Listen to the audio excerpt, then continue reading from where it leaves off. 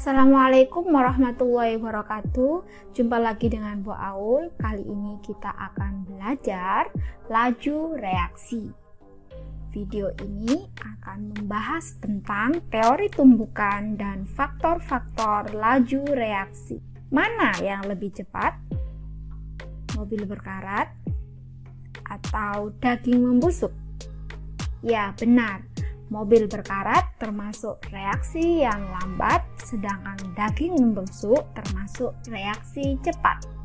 Belajar laju reaksi dan faktor-faktor yang memengaruhinya, kita dapat mengendalikan kecepatan reaksi.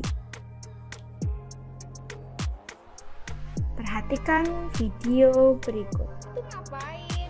Aku gak bisa minum obat sebesar kayak gini, harus ditilus. Terus kok minumnya pakai es sih? Boleh gak kayak gitu? Hati-hati loh ya. Nanti obatnya cepat bereaksi. Harus sesuai dengan petunjuk dokter cara mengolah obatnya. Iya. Setelah menyaksikan video tadi, menurutmu mana obat yang lebih cepat bereaksi dalam tubuh? Obat pil yang utuh atau yang digerus menjadi serbuk? Obat yang diminum dengan air panas atau dengan air dingin? Untuk bisa menjawab pertanyaan ini, kita akan mempelajari teori tumbukan dan faktor-faktor yang memengaruhi laju reaksi. Nah, sekarang kita masuk definisi laju reaksi. Terdapat zat A berubah menjadi zat B, di mana zat A adalah reaktan dan zat B adalah produk. Pada saat 0 detik, terdapat 1 mol A dan 0 mol B. 20 detik selanjutnya, terdapat 0,54 mol A dan 0,46 mol B. 40 detik selanjutnya, terdapat 0,3 mol A dan 0,7 mol B. Bagaimana jumlah molekul reaktan A seiring berjalannya waktu? Iya, benar. Jumlahnya semakin berkurang. Lalu bagaimana jumlah molekul produk B seiring berjalannya waktu? Tepat sekali. Jumlahnya makin bertambah. Laju reaksi disimbolkan dengan R atau rate, dapat didefinisikan sebagai laju berkurangnya konsentrasi reaktan atau laju bertambahnya konsentrasi produk setiap satuan waktu. R sama dengan berkurangnya delta konsentrasi reaktan per delta T sama dengan min delta konsentrasi A per delta T. Atau R sama dengan bertambahnya delta konsentrasi produk per delta T sama dengan plus delta konsentrasi B per delta T. Jika persamaan reaksi lebih kompleks, misalnya PA ditambah QB menjadi RC plus SD, hubungan laju reaksi zat A, B, C, dan D dapat dinyatakan sebagai berikut.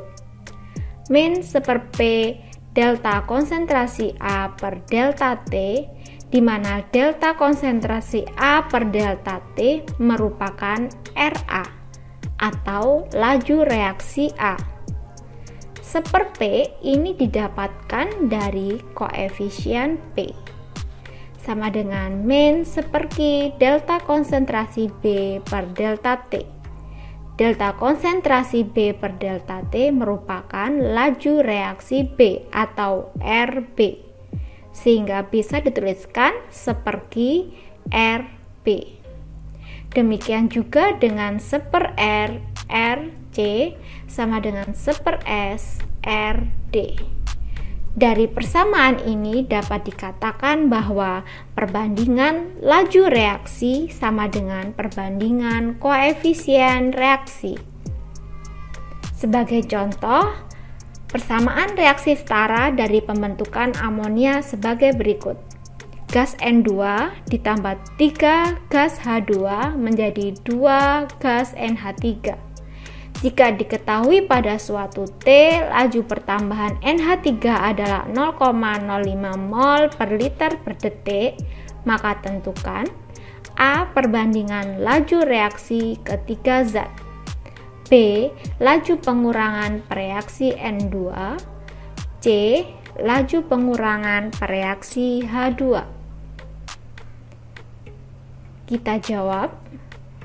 Diketahui laju reaksi NH3 sama dengan 0,05 mol per liter per detik, maka kita tuliskan reaksi yang setara, di mana di sini kita dapatkan perbandingan koefisien N2, H2, dan NH3 adalah 1, 3, dan 2.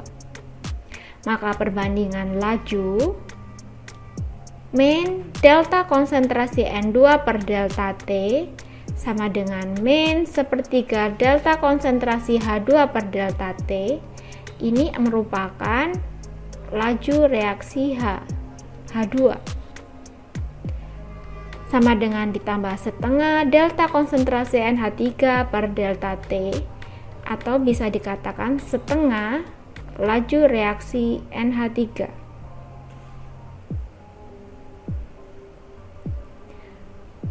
Laju pengurangan N2 atau Rn2 sama dengan setengah RNH3, sama dengan setengah kali 0,05 mol per liter per detik sama dengan 0,025 mol per liter per detik. Sepertiga RH2 sama dengan setengah RNH3 RRH2. Ini kita keluarkan, tiganya kita silang, masukkan ke sini, perkalian silang. Kita dapatkan 3/2 kali RNH3.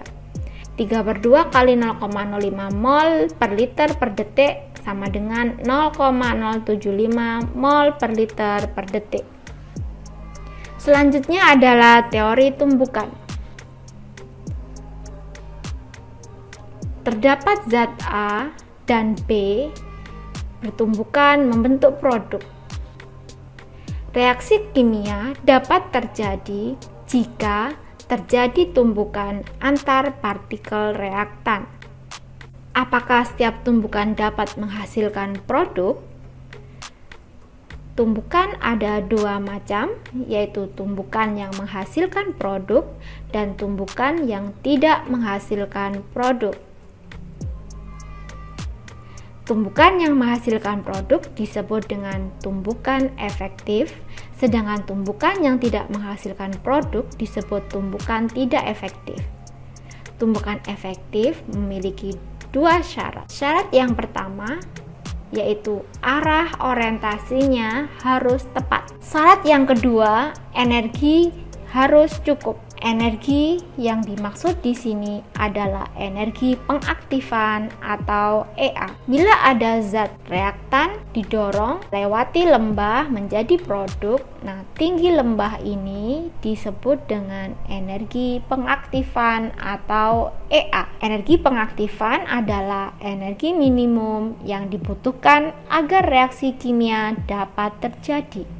Faktor-faktor laju reaksi. Yang pertama, konsentrasi reaktan. Jika kita perhatikan pada gambar A, jumlah zat-zat yang bereaksi sangat sedikit dibandingkan dengan gambar B. Gambar A dikatakan konsentrasi encer, sedangkan gambar B dikatakan konsentrasi pekat. Semakin tinggi konsentrasi atau semakin pekat, maka frekuensi tumbukan semakin sering, sehingga laju reaksi semakin cepat. Gambar B memiliki laju reaksi yang lebih besar daripada gambar A. Berikutnya adalah luas permukaan. Pada gambar A, luas permukaan bidang sentuh partikel yang bertumbukan sangat kecil dibandingkan dengan gambar B, di mana luas permukaan sentuh partikel yang bereaksi sangat besar. Semakin tinggi luas permukaan, maka peluang terjadi tumbukan antar partikel semakin besar, laju reaksi semakin tinggi. Berikutnya suhu. Perhatikan gambar A. Pada suhu dingin, gerakan partikel lebih lambat dibandingkan pada keadaan panas. Semakin tinggi suhu, maka gerakan partikel makin cepat. Energi kinetik partikel pun akan naik, sehingga frekuensi tumbukan semakin meningkat.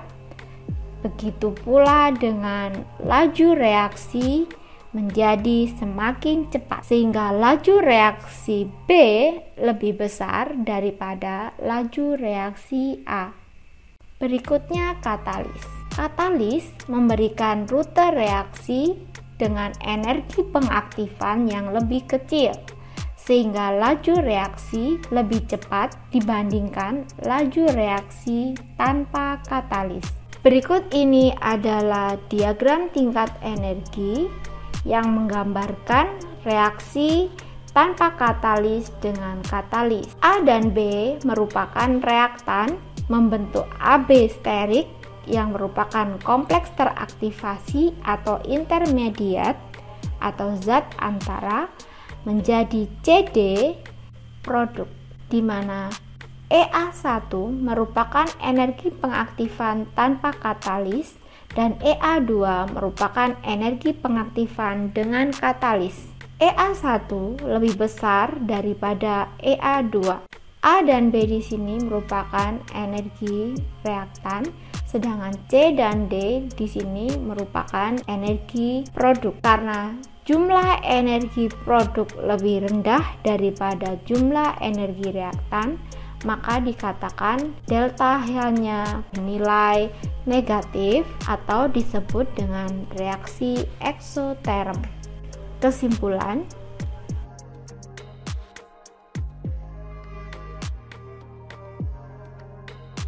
terima kasih atas perhatiannya. Sampai jumpa pada video berikutnya. Wassalamualaikum.